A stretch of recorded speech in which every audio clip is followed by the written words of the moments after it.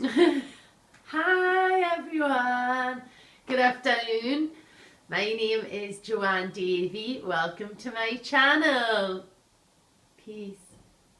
Mwah. That can be my introduction. I hope you're all well, everyone who's watching, and I'm sending loving thoughts out to the universe for you all. I can feel the energy in my hands. Today I am going to be delving deeper into spirituality and spiritualism, because this is one of my massive interests, and I've been talking about it today as a topic of conversation with my best friend Donna Marie Stevens. We have had some amazing experiences together. Although we were quite young when our spiritual experiences happened, they were amazing ones. I will go into that more another time, because it could be scary for some people, especially when you don't know what it's about, like we didn't at the time. So I'm focusing on something that is more educational from a light point of view. So here is my introduction to spiritualism, and this is what I received when I applied to be a member of the Gateshead Consecration Spiritualist Church, which is part of the Spiritualist National Union. Get my mouthful out. And what this entails is all I need to know to begin my spiritual journey as a spiritualist. So what is inside is information in regards to spiritualism, everything to be known from a starting point. So it gives me a platform, shall I say, so I understand spiritualism a bit more moving forwards to eventually becoming a full member, which is what I want to do. So inside's information, there's also a quiz at the end. So the quiz, when I first ran through it, I realised I didn't know a lot of the questions. So what I'm going to concentrate on today is the birth of modern spiritualism, and tell you a bit more about that. So we spiritualists regard, it's coming up soon, the 31st of March 1848 as the beginning of modern spiritualism. And what happened on that date was something called the Hydesville Rappings. Now, there was the Fox family, namely two daughters, Margarita and Kate, or Catherine, as she was also known. And what they found is they could communicate with a peddler. This peddler was deceased. Sorry, I don't like using that word, I do apologise. This peddler has passed. So passed over after passing on. And he was communicating by using rapping noises, and they were aware enough to, I'm looking at the wrong way of the camera again, I'm doing Casey Neistat one day where I'm going to wear the sunglasses. Sorry, I was distracted, it got me off focus. So I'll try and look at the camera one day.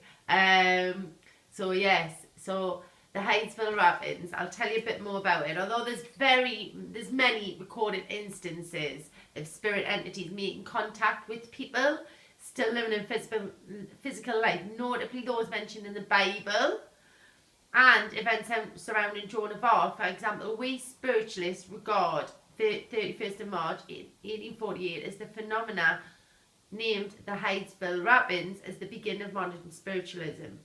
So what they established, the Hydesville Rappings, they established that it was possible to have communications two-way with spirits of the so-called dead. So when our body dies, that is just our spiritual house. What we are is a light inside of us. We are a spirit. So yes, our physical body may pass, may die, but what actually happens to us is our light, our spirit still lives.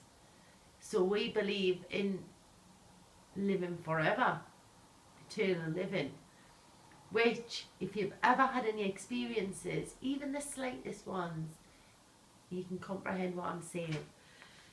Also, that communications could be established more easily as codes were developed, and the spirit world was a world of intelligence. So Mr. and Mrs. John Fox and their 2 youngest daughters moved into a temporary accommodation in Hydesville, a small hamlet in the town of Arcadia in New York State, USA. For around 2 weeks, noises were heard every night. And then on Friday, March 31st, 1848, it was heard as usual. Up until this time, it had never been heard in the daytime. And the youngest girl, Kate, made the noises with her hands or fingers, and the rats responded. So this is the most important part of it. The rats actually responded. They then responded in turn with the same number of noises. And the older girl, Margareta, it says then spoke in sport. Can anybody leave me a comment and tell me what sport meant? It actually says then spoke in sport and said, now do this just as I do. Count 1, 2, 3, striking one hand and the other at the same time. The blows which she made were repeated as before. Somebody please leave me a comment in the comments mentioned about sport, because I don't understand what that word means in this context. So Mrs. Fox continued, I spoke and said to the noise, count 10, and made 10 strokes or noises. Then I asked the ages of my different children successively, and it gave the number of raps corresponding to the ages of my children. Neighbours were actually called, oh, it's come up low power mode, sorry, that would be distracting for me, to witness the rappings. A further questioning by Mrs. Fox and others gained information about the communicator, who claimed to be the spirit of a peddler and had been viciously murdered for his money and possessions in the house by a former tenant and buried its cellar around 5 years previously. We've got to note that it could be an uneasy feeling to some people, but if you think outside of the box, what I'm saying to you, does that sound scary at all? If it does, then I apologise for this. Maybe it's not your time to watch the video. If it doesn't, I think it's like a question of asking ourselves, hang on, that's not really scary. That's communicating with somebody in a way that they find easier to communicate. So for example, somebody with a disability, maybe that's how they communicate. Somebody who's blind, deaf, how do they communicate? This is just the way that spirit sometimes find it easier to communicate. So the Hydesville rappings aroused great interest among people in the local areas. As the news spread further afield, the phenomenon was recorded by Mr. A. Lewis, who in April 1848 gained statements that were signed from 22 witnesses who were involved in the events and published the statements. The SNU now republished the original valuable statements. These are very valuable. 22 separate people witnessed this.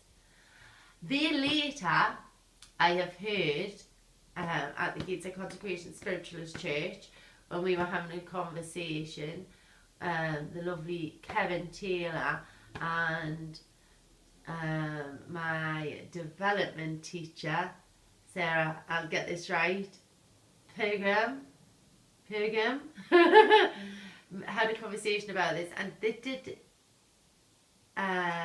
mention how they later found the body of a peddler. So this is the Fox sisters, and this is more information about what I've been reading of. So this is helping me begin my journey as a spiritualist. Now, that gives you a bit of an insight. Today, I don't know if you're aware, it's the 20th of 3rd, which is the first full moon. So if you've got your crystals, this is an important night to get your crystals recharged. Ooh, which I've got crystals. I'll actually go and get you a few to show. And I believe this is a lot to do with spiritualism. I'll tell you a little bit why as well, as I used the pendulum in my development class to contact spirit, which worked.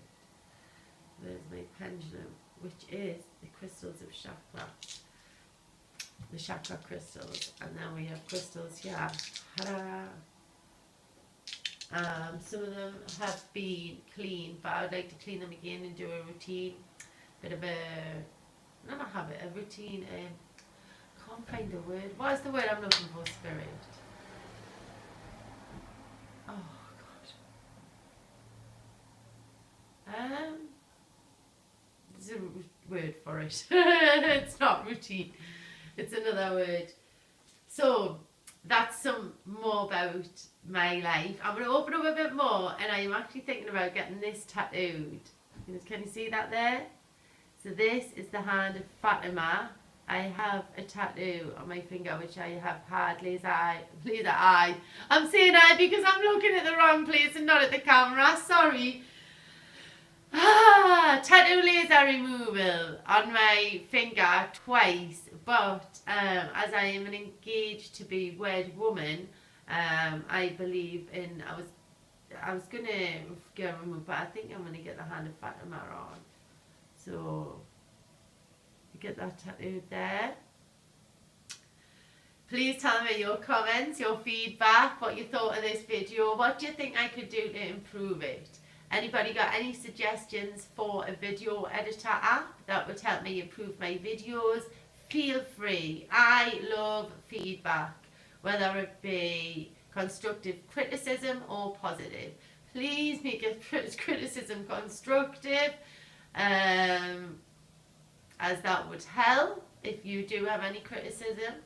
But a lot of people, I find, don't have criticism. It is actually great feedback for me. I don't take it as criticism, I take it as great feedback.